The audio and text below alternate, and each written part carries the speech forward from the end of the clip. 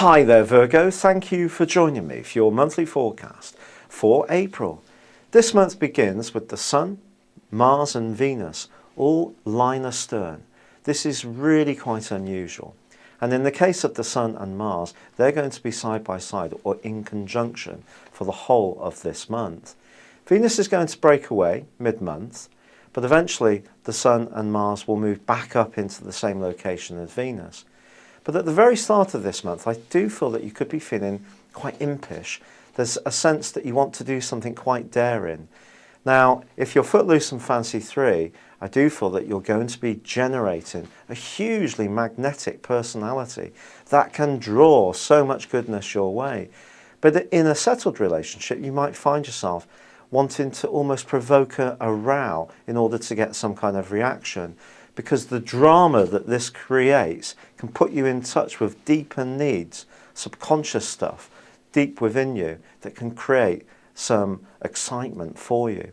Now this could lead to some very charged interactions in terms of intimacy, but equally at a more prosaic level, it may see you really desirous of spending some money on a big ticket item.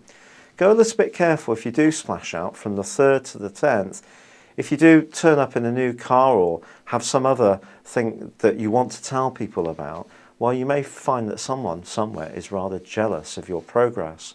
It's also important not to get too carried away romantically. You may find that there's someone who really mesmerizes you, but you then may find out that they're not the one for you after all. The good news around relationships is that Mercury is in a very positive location for the first 2 weeks of this month, helping you to keep the lines of communication open, and it does provide a little bit more intellectual detachment when it comes to all this intense bubbling away that's going on between the Sun, Mars and Venus. Now, on the 14th of the month, Mercury moves, and it moves into the same deep and passionate area that the Sun, Mars and Venus have been in, and then it goes alongside Uranus. This could see you make some unexpected decisions in all sorts of ways, particularly regarding remortgaging or paying off some debt or perhaps getting a loan.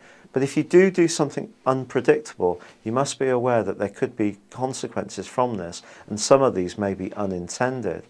However, Venus moves into a delicious zone on the 15th, an area which is very much to do with opening up your world. And you may find yourself wanting to have a few lighter moments after all the electrically charged influences of the first few weeks. It then forges a truly sweet influence to Neptune, suggesting that you may find one person is really lovely to talk to, and this may be someone that perhaps provokes within you an understanding of literature or the arts, or perhaps it's a more romantic attraction, but it can be very nice indeed. Unfortunately, on the 19th, however, Venus does go opposite Saturn, and this is much tougher.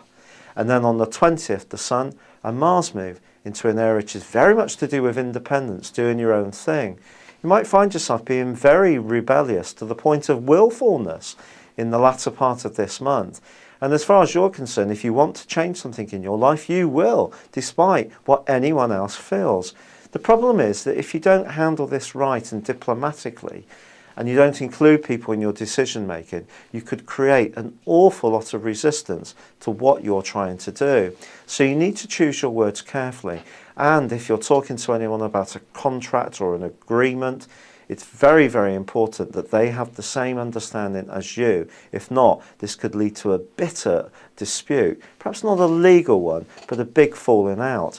Because at the very end of this month, on the back of the lunar eclipse, as much as you may want to go for it, if you do go for it in any way in your life and do something that's really quite edgy, then there are going to be reverberations from that, and it's just being conscious of these. Thank you for joining me. It's been a real pleasure being with you. Good luck and goodbye for now.